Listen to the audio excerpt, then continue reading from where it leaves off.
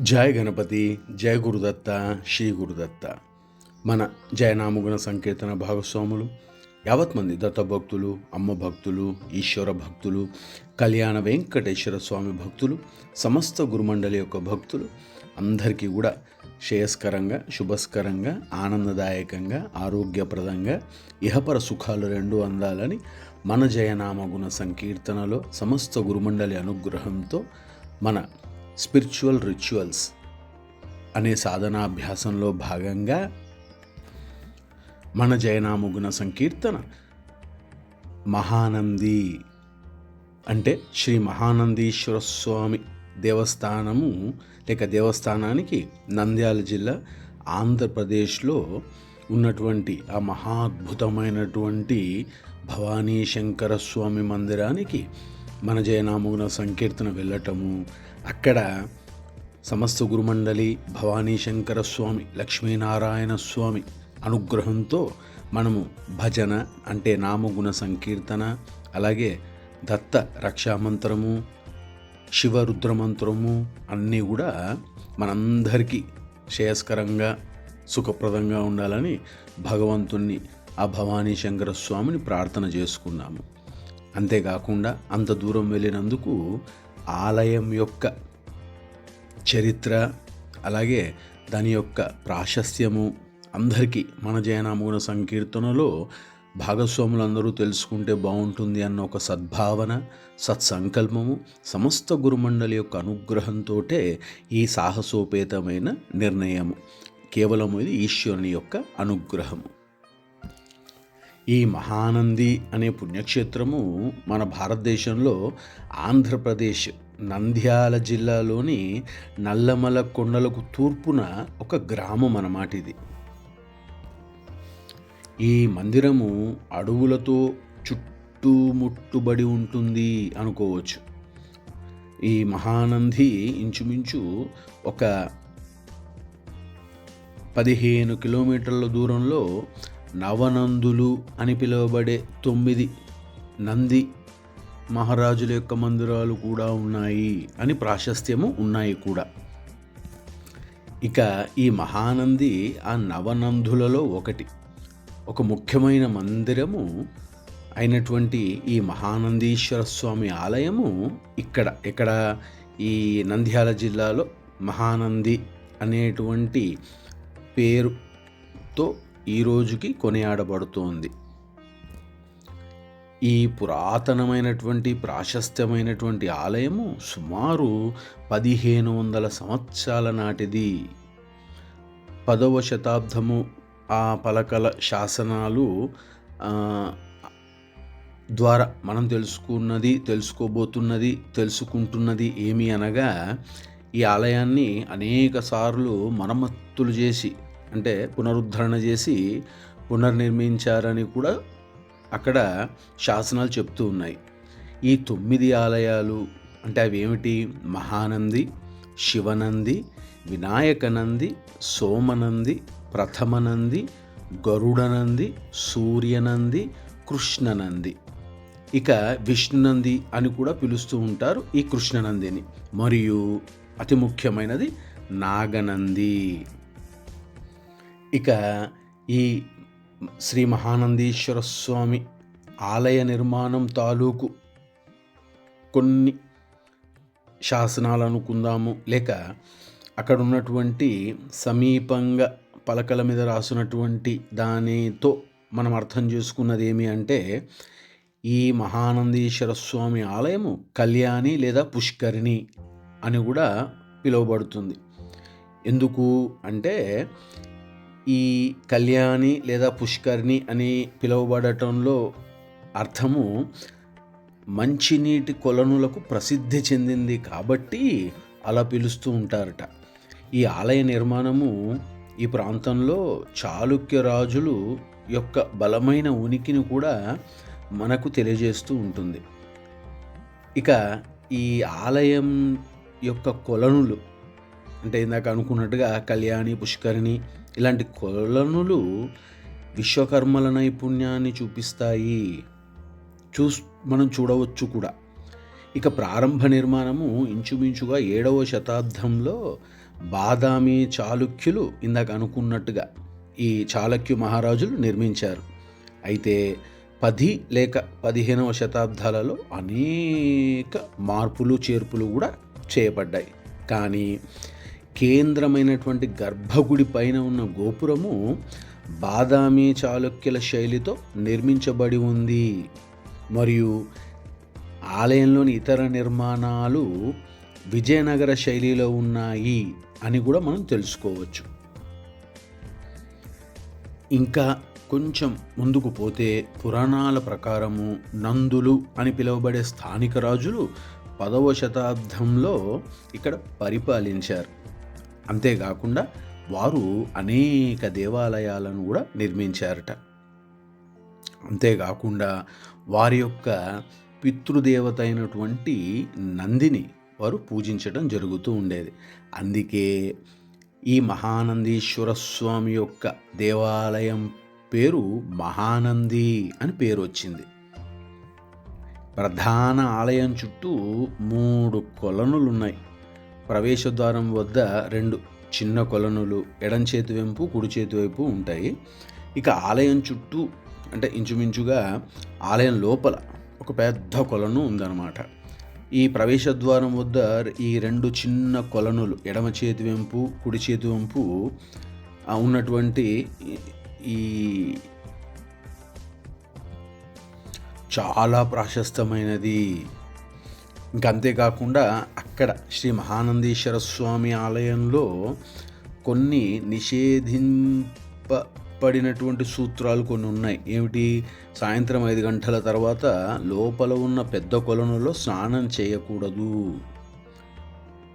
ఇక ఎందుకు ఈ కొలనులో ఉన్నటువంటి నీరు అంత పవిత్రము ప్రాశస్త్యము అయింది అని అంటే, నీటి వనరు యొక్క విశిష్టత అది ఏమిటి అంటే, ఋతువులు ఎలా మారుతున్నా దాని ప్రవాహము నిరంతరం శివలింగం కింద ఉన్న గర్భగృహ గుడిలో అంటే లోపల మందిరంలో నీటి వనరు ఉద్భవించింది. ఈ శివలింగము దగ్గర నీటిని మనం తాకనువచ్చు. ఇక్కడ భక్తులు ప్రార్థనలు చేస్తూ ఆ శివలింగాన్ని తాకుతూ లేక తాకవచ్చు. ఇది అసాధారణం. ఎందుకు అంటే, సాంప్రదాయకంగా దేవాలయాల్లో మన ప్రధాన దేవత భక్తులు కొంచెం స్పర్శకు దూరంగా ఉంచబడుతూ ఉంటుంది అక్కడక్కడ. కానీ ఇక్కడ మాత్రము మనకు ఆ పరమశివుడు, భవానీ శంకరుడు, ఈశ్వరుడు మనకు ఆ అనుగ్రహం అందించారన్నమాట.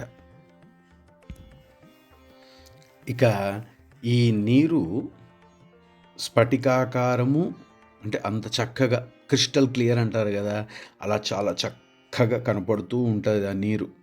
అంతేకాకుండా వైద్యం లక్షణాలకు కూడా ఈ నీరు ఎంతో ప్రసిద్ధి చెందింది ఈ రోజుకు కూడా. ఇంచుమించుగా ఇంకోటి చాలా చమత్కారము, కొంచెం గోరువెచ్చగా కూడా ఉంటాయి ఈ నీరు. బయటకు వెళ్ళే ఈ నీరు ఇంచుమించు గ్రామం చుట్టూతల ఉన్న 2000 ఎకరాలకు సారవంతమైన భూమికి సాగునీరు కూడా అందిస్తుంది. అంటే దీన్ని బట్టి ఏమర్థమవుతోంది అంటే, చుట్టుపక్కల ప్రాంతాల వరి పొలాలు లేక పండ్లు, కూరగాయలు, పూల తోటలకు ఇలాంటి అన్ని చోట్లకు ఈ నీరు ఎంతో సహాయకంగా ఉంటుంది. ఈ ఆలయము కోనేరుకు ఎంతో ప్రసిద్ధి చెందింది అని కూడా మనము తెలుసుకుంటూ ఉన్నాము. ఇక శ్రీ మహానందీశ్వర స్వామి వారి ఆ దేవస్థానము మహానంది, నంద్యాల జిల్లా. ఆలయ చరిత్ర చాలా ప్రస్ఫుటంగా అక్కడ కార్యనిర్వహణాధికారి లేక ఆ గుడి సముదాయం సంబంధించినటువంటి వారందరూ కూడా తెలియజేస్తూ వచ్చారు. ఏమిటి అంటే, ఈ కథ మహానంది అతి పురాతనమైన క్షేత్రము. ఇందాక మనం చెప్పుకున్నట్టుగా చాలా ప్రాశస్త్యమైనది. యుగాంతములలో కూడా ఈ క్షేత్రమునకు సంబంధించినవి ఎన్నో పురాణ గాథలు ఉన్నాయి. ఈ పురాణ గాథలు మనకు స్కంద పురాణము, లింగ పురాణము, శివ మహాపురాణములలో కూడా చెప్పబడి ఉన్నది. జలప్రదానములు అంటే తీర్థము లేక తీర్థమనియు, అలాగే ఈ స్థల ప్రధానములను క్షేత్రములకు ప్రతీతి అని చెప్పవచ్చు. అలా చెప్పుకుంటూ వస్తున్నాయి మన పురాణాలు. అట్టి తీర్థము క్షేత్రముల మేలు కలయిక అన్నమాట. ఒక పక్కేమో తీర్థము, ఇంకొక పక్కేమో క్షేత్రము. అందుకని ఈ తీర్థము క్షేత్రము యొక్క కలయిక అయినటువంటి సర్వోత్తమమైన అత్యంత పవిత్రమైన స్థలమే ఈ మహానంది క్షేత్రము. మన జయనామగుణ సంకీర్తన ఎంతో అదృష్టము. అందుకే it is the vehicle of సమస్త గురుమండలి అన్నారు. మన సమస్త గురుమండలి అనుగ్రహంతో మనం అక్కడ మన జయనామగుణ సంకీర్తన పేరు మీద అర్చన చేసుకున్నాం. అందరికీ ఆరోగ్యప్రదంగా, ఐశ్వర్యప్రదంగా, శుభస్కరంగా, శ్రేయస్కరంగా, ఆనందదాయకంగా ఇటు ఆధ్యాత్మిక అభివృద్ధి, అటు భౌతిక అభివృద్ధి, ఇహపర సుఖాలు రెండు అందాలని మనము ఇందాక చెప్పుకున్నట్టు దత్తరక్షా మంత్రము, శివరుద్ర మంత్రము కూడా చెప్పుకున్నాము. మరి ఆ మంత్రం ఒకపారి వినిపించుకుందామా? మనం చెప్పుకుందాం. దత్తరక్షా మంత్రము అంటే ఓం ఐం హ్రీం శ్రీం శివరామ అనఘ దత్తాయ నమః. ఇక శివరుద్ర మంత్రము శివాయ గురవే రుద్రాయ నమః, శివాయ గురవే బాబాజీయే నమః.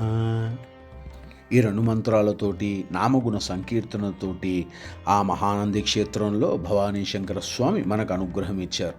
ఇక ఆలయ చరిత్రకు వస్తే ఏది శ్రీ మహానందీశ్వర స్వామి వారి దేవస్థానము మహానంది, నంద్యాల జిల్లా. ఇక ఈ ఆలయ ప్రాశస్త్యానికి వస్తే పూర్వము కృతయుగంలో శిలాద మహర్షి సంతాన ప్రాప్తి కొరకు ఘోర తప్పు చేశారు ఆయన. ఈ ఘోర తపస్సుకు మెచ్చి ఎవరు సాక్షాత్తు పరమేశ్వరుడు సాక్షాత్కరించి జగత్ ప్రసిద్ధులైన శివ భక్తి కలిగిన 2 సంతానములను నీకు అనుగ్రహిస్తున్నాను అని చెప్పారు. అనుగ్రహించినారు కూడా. వారే పర్వతుడు, నందుడు. వీరిద్దరు కుమారులలో 2వ వాడైన వాడు నందుడు.